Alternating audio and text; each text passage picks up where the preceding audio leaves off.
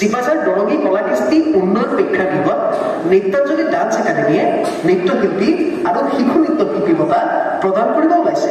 আপোনালোকে শুনিছেনে? শুনিছো। বলক আমি এতিয়া আমাৰ গাঁৱৰ নৃত্যশিল্পীসকলক খবৰ দিওঁগৈ।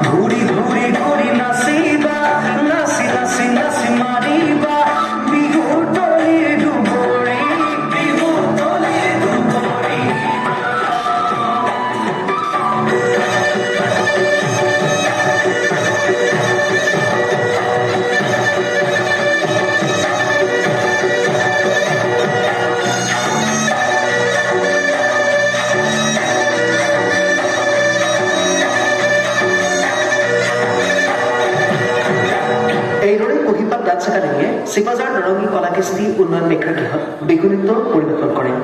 আমি কহিপাত ডান্স একাডেমীয়ে ইয়াকে প্ৰাৰ্থনা কৰোঁ যে নৃত্যাঞ্জলি ডান্স একাডেমী উজ্জ্বলিত জিলিকি উঠক।